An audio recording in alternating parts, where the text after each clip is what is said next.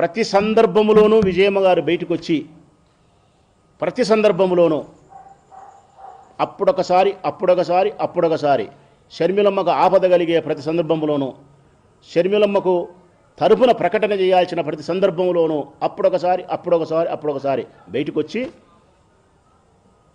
షర్మిలమ్మ తరపున ఒక సాక్ష్యం ఇస్తుంది. ఎందుకమ్మా? మీ సాక్ష్యం 100% ప్రజలు నమ్ముతారని మీ నమ్మకం. రాజశేఖర రెడ్డి భార్యగా విజయమ్మ గారిని ఈ రాష్ట్ర ప్రజలందరూ తల్లిగా ఓన్ చేసుకున్నారు. మా అమ్మ అని ఓన్ చేసుకున్నారు. అందుకే మా అమ్మ చెబితే ఏ కొడుకైనా నమ్ముతాడు. ఈ రాష్ట్రంలో నువ్వు చెబితే ఎవరైనా నమ్ముతారనే ఒకే ఒక అభిప్రాయంతో షర్మిలమ్మను కాపాడడానికి అప్పుడొకసారి బయటకు వచ్చి నువ్వు కాపాడుతున్నావు. మొదటిసారి నీ కొడుకును జైల్లో పెట్టిన కాంగ్రెస్ పార్టీతో షర్మిలమ్మ పార్టీలోకి పోయేటప్పుడు నువ్వు నిరోధించాల్సిన అవసరం, నివారించాల్సిన బాధ్యత లేదమ్మా?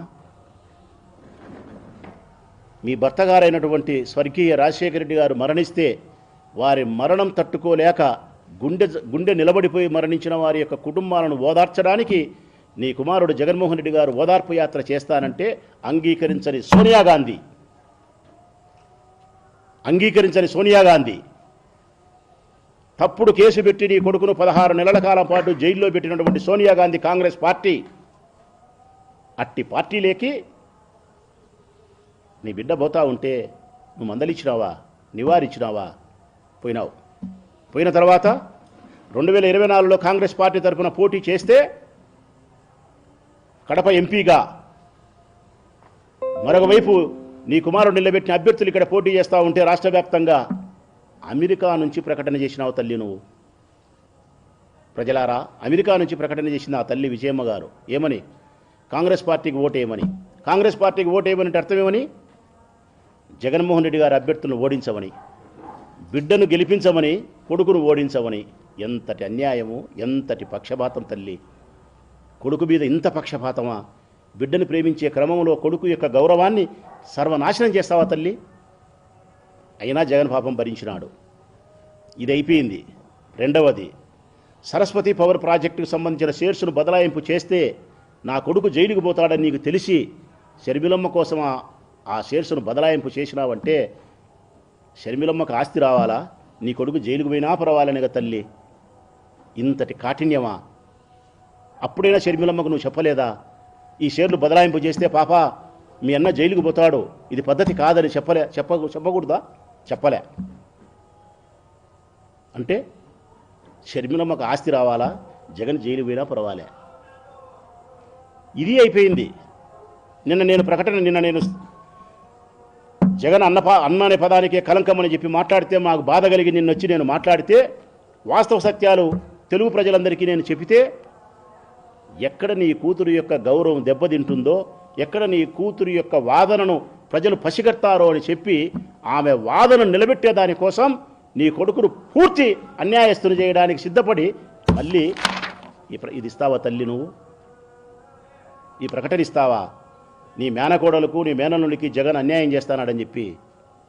ఇంతకంటే అన్యాయం, ఇంతకంటే దుర్మార్గం ఏమన్నా ఉందమ్మా? అవసరమైన ప్రతి సందర్భంలోనూ షర్మిలమ్మను మేలు చేసేదానికి జగన్మోహన్ రెడ్డి గారిని పూర్తిగా సమాజం దృష్టిలో హీనపరిచేదానికోసం ఇట్లా చేస్తే ఎంత అన్యాయం తల్లి! అయినా ఒక్కరోజు కూడా పాపం మా నాయకుడు జగన్మోహన్ రెడ్డి మీ బిడ్డ నిన్ననలే, షర్మిలమ్మనలే, సునీతనలే, ఎవరిని ఒక మాట మాట్లాడలే. గమ్మునుండాడు, ఓర్పుగా ఉండాడు. ఆయన ఇంకొక మాట కూడా చెప్పినాడు, నేను ఏమైతే ప్రేమతో నా చెల్లెలకి ఇవ్వాలనుకున్నానో అది ఇప్పుడు ఇవ్వకూడదు అనుకుంటానా? కారణం ఇదిగో నా చెల్లెలు ఈ విధంగా చేస్తుంది కాబట్టి. కాంగ్రెస్ పార్టీలకు పోవడం కానీ, మన కుటుంబ విషయాలు రచ్చకీడ్చడం కానీ, మన శత్రువును రాజకీయ ప్రత్యర్థులైనటువంటి చంద్రబాబు నాయుడుతో చేతులు కలపడం కానీ, ఇక్కడ జరిగే విషయాలు అక్కడికి ఉప్పు అందించడం కానీ, ఇవన్నీ జరిగిన తర్వాత నీ బిహేవియర్ బాగలేదు కాబట్టి నా అభిప్రాయాన్ని మార్చుకున్నా. కాకపోతే తిరిగి భవిష్యత్ కాలంలో నువ్వు పశ్చాత్తాప పడితే నేను తప్పకుండా నీ పట్ల అన్ననే ప్రేమను, మమకారాన్ని, కరుణను చూపిస్తా అని చెప్పినాడు. ఇంతే తప్ప మరొకటి నేనేమి ఇయ్యను చేయను కూడా చెప్పలేదు ఆయన. మరి ఇట్ట సందర్భాలలో ప్రతిసారి మీరు జగన్మోహన్ రెడ్డికి వ్యతిరేకంగా ప్రకటనలు చేస్తే తప్పు కాదమ్మా. నాలాంటి వ్యక్తులు జగన్మోహన్ రెడ్డి గారు ప్రేమించే నాలాంటి వ్యక్తులు అందరూ కూడా ఇంత బయటకు వచ్చి మేము మాట్లాడుతున్నామంటే గన కారణం మా సహనం చచ్చిపోయింది. మా నాయకునికి సహనం ఉంది కానీ, మా జగన్కు సహనం ఉంది కానీ మాకు చచ్చిపోయింది తల్లి. ఇంకా మేము భరించలేకపోయే మేము మాట్లాడుతున్నాం. విశాఖపట్నం ఎయిర్పోర్ట్లో మాట్లాడింది షర్మిలమ్మ గారు. అన్ననే పదానికే కలంకము. అసలుకు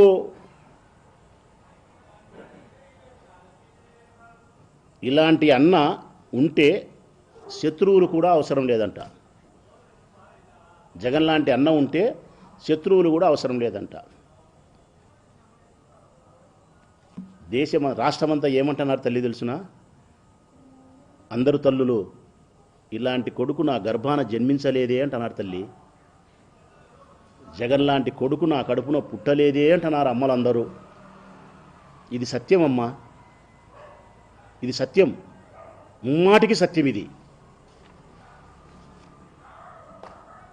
ఇప్పటికైనా నేను ప్రశ్నించేది ఒకటే, షర్మిలమ్మ గారిని, విజయమ్మ గారిని, మీరు సమాజ ధర్మం ప్రకారం అమ్ముదామనుకుంటే తండ్రి ఆస్తిలో భాగం ఇచ్చినాడు, అయిపోయింది. అన్న ప్రేమతో ఇస్తే తీసుకోవాలా, లేకుంటే వదిలేయాలా. అన్నకు వ్యతిరేకంగా శత్రువులతో చేతులు కలపడం అనేది తప్పు తల్లి. ఒక చిన్న ఎగ్జాంపుల్ చెప్తాను నీకు నేను. నా చిన్నమ్మ కూతురు ఉంది. మా చిన్నమ్మ కూతురు, మా అమ్మ చెల్లెలు కూతురు. మేము చాలా అన్యోన్యంగా ప్రేమగా ఉంటాం. ఒక తల్లికి పుట్టిన బిడ్డలాగే ఉంటాం మేము, మా చెల్లెళ్ళము. నాకు 3 చెల్లెళ్ళు, ఒక తమ్ముడు మా చిన్నమ్మకు.